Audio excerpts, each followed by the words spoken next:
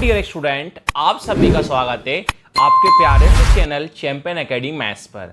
जैसा कि थंबनेल में आपने देख लिया हुआ, आज की वीडियो में अपन पढ़ने वाले हैं एक्सरसाइज 5.2 का क्वेश्चन नंबर 6। बहुत सिंपल है, जो अभी तक आप क्वेश्चन 4 में किया, 5 में किया, वही क्वेश्चन नंबर 6 में है। देखिए, आपसे ये बोला गया है चेक वेदर, चेक करना है -150 is a term of the AP.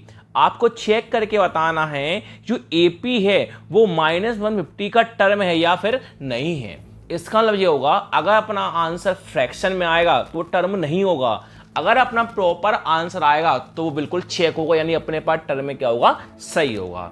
तो अपन चेक करते हैं जो अपने पास एपी है वो सही है कि फिर गलत है। चलिए सिस्टमैटिक करते हैं। लिखेंगे पहले हम गिवन। कौन लिखा बेटा अपन ने? Given.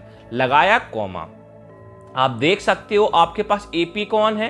11, 8, 5, 2 dash dash dash dot dot, मतलब माइनस का 150 है। अपन चेक करते हैं ये एपी है या फिर नहीं है। कैसे करेंगे? देखिए, यह करके सब लोगों को पता है पहले कौन निकाला जाता है? First term. फिर कौन निकाला जाता है? Common difference. आपको टर्म फाइंड करना है। टर्म मतलब कौन होता है? एन होता है।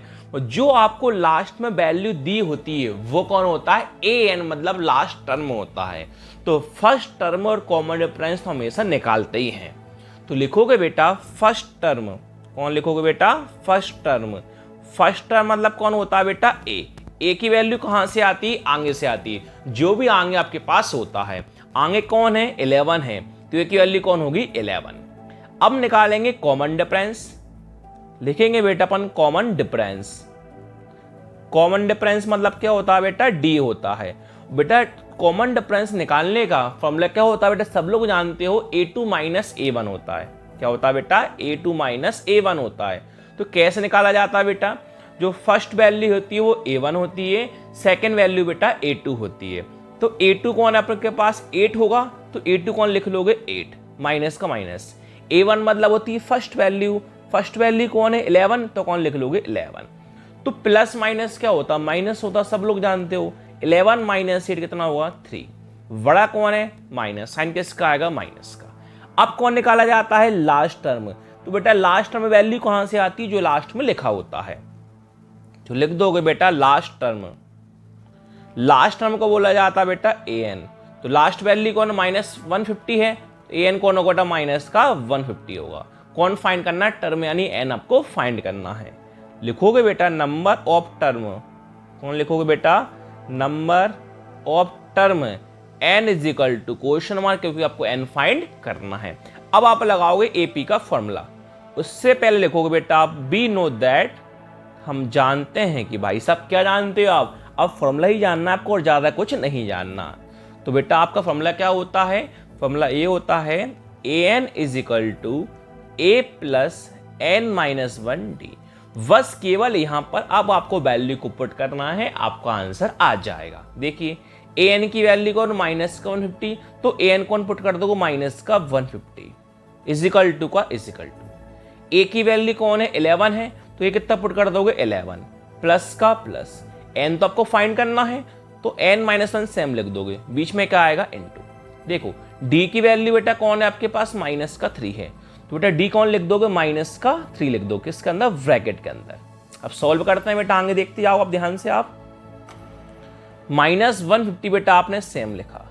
बेटा जानते हो इजिकल टू के आगे अगर किसी का साइन ना होता है तो बेटा किसका माना जाता है? प्लस का माना जाता है।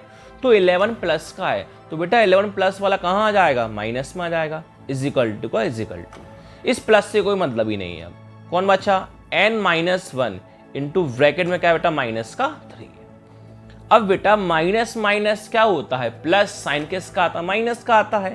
तो 150 और 11 कितना होता है? 161 हो जाता है। इज इक्वल टू लिखा बेटा आपने n - 1 इंटू ब्रैकेट माइनस का 3।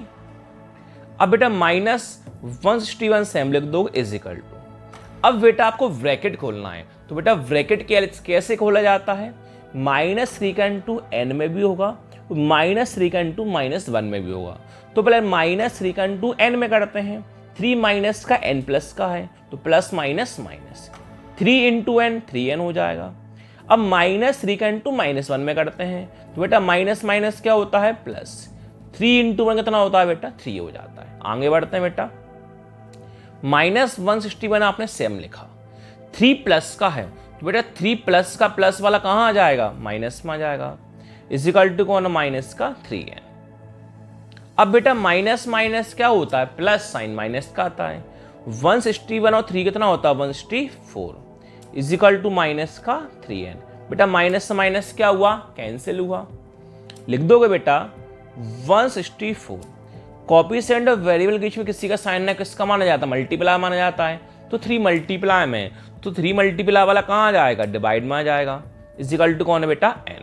अब बेटा 3 से 164 तो अपना प्रॉपर नहीं कर सकता, क्यों, 3 5 या 15 होता है, 1 बचा, 1 और 4 14, तो 3 के टेबल से 14 कट सकता है कि नहीं कट सकता, लिख दोगे बेटा और करके n आगे और नंबर को बेटा पीछे। तो मुझे बताइए बेटा अपने पास टर्म है कि नहीं है, नहीं है, पूछो क्यों, आपसे वो लगाया था, चेक करना था ये आपके पास टर्म है या नहीं है। तो मैंने आपको शुरुआत में बताया था अगर फ्रैक्शन में आंसर आता है तो टर्म नहीं होगी, और फ्रैक्शन में आंसर नहीं आता है तो टर्म अपनी होगी, और फ्रैक्शन में आंसर आगा तो टर्म अपनी नहीं होती। तो फ्रैक्शन में अपना आंसर आगा तो बेटा टर्म अपने पास नहीं होगी।